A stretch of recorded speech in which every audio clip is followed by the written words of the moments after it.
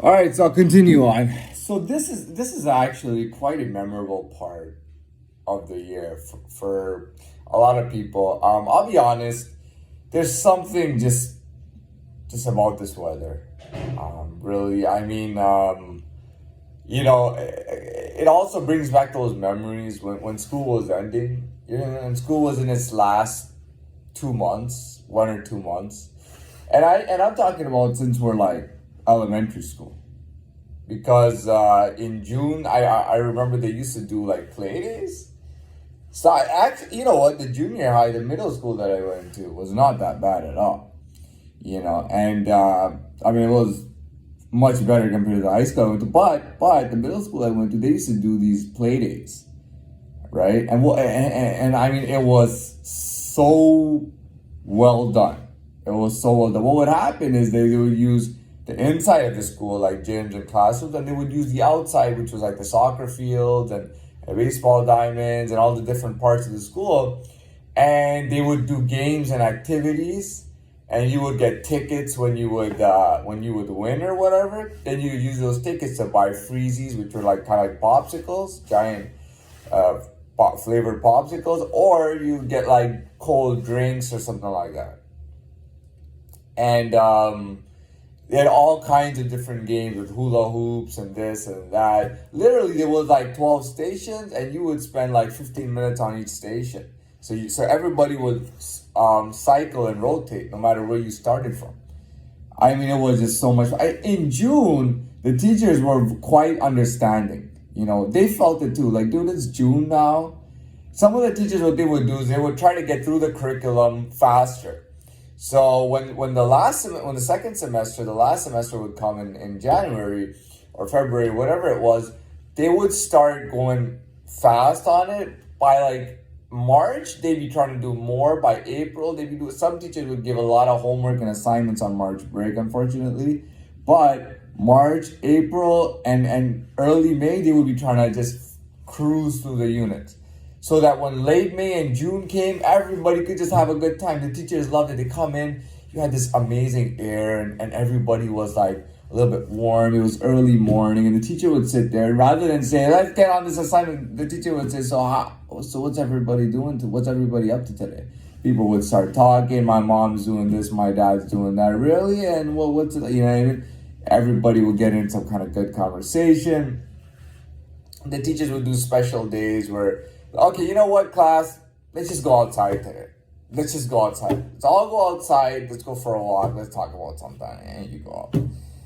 I mean, this time of the year was the best time of the year. Now, for me, I had shitty summers. You know what I mean? It was like Harry Potter. I just had shitty summers. All my summers were shitty.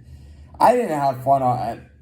I don't think I ever had fun on any summer. But when I was 15 years old, like I got a job for the summer, so I at least I could work in the summer. You know what I mean? I was able to pick up a job. Um, I was able to pick up a job and work in the summer. Yeah, and so that was kind of good for me because I could work and I was making money and I could go to the gym, food and drinks, clothes, whatever I wanted to buy, and I could do that. So it was cool. But this time of the year is always just memorable. You know what I mean? This is when the weather was so nice and just walking outside was incredible. In this weather, when you're outside, you're just going for a walk. It's incredible. It brings back a lot of memories. Now Toronto is a bit different. Toronto is I okay, so when I turned 18, I purposefully, like, I was applying for jobs at hotels in Toronto, specifically downtown Toronto. When I was, how old was I? I was 16, and I went for a job interview. In downtown, they have a huge mall called Eden Center, which I don't really like anymore, but at the time I'd never been there. So I go to Eden Center, and I'm applying for a job there. And I didn't want the job. Somebody was kind of pushing me to work there. I didn't want to work there. So I was going to bomb the interview. The first interview I got through, and the final interview I was going to bomb on purpose. He was going to give me the job, but I was going to bomb it on purpose. Now, I took the subway, and that was my first time taking the subway. I'm 16 years old. I take the subway to downtown Toronto to Eaton Center for the job, blow it off, come back, and I gotta be honest, I was like, dude, downtown Toronto just has a different kind of feel, man. You know, they call it the Toronto area, and there's cities like on the outskirts, and they're kind of suburban a little bit, just full of parks and greenery, and just people just sitting back all the time, and that's it. You know what I mean? There's not much really going on. People come out with their families all the time, sit there, watch the water fountains or something, and it's really boring, to be honest. I mean, it's all right when you're a kid, but you're 18 years old, 19 years, it's boring as hell. So I got that job in downtown Toronto. Sorry, so I bombed that job. But the first time I was in downtown Toronto, I was like, whoa, this place is so different, man. And I would see kids in like, you know, that were finishing high school or going to high school, and they're coming after school and all that stuff. And I was like, wow, you know, like these kids went to school in Toronto, around downtown Toronto, in Toronto. Oh, it's really cool to go to school there. But anyways, when I was 18, okay, so what? Sorry, I bombed that job interview on purpose, and I got another job, which was not in downtown. It was in West Toronto, but in a nice mall, a very nice mall, and it was actually better than the Eaton Center. But anyways, it's a small, very nice mall. I go there, and I fell in love with it. I was big on girls. Okay, I never approached girls. I never asked them for their numbers. I didn't try to pick up any girls. But I just like looking at girls, to be very honest.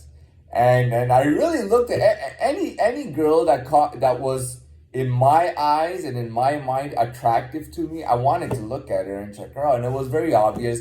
Typically, they would smile, but I wouldn't say hi or anything. I never would pick up any girls. Never. I wouldn't even try talking to them. So I go to this, you know, and I start seeing pretty girls in Toronto, and I'm like, there's so many pretty girls here. You know, compared to where I'm from, there's more pretty girls, and the pretty girls are probably thinking there's more good-looking guys.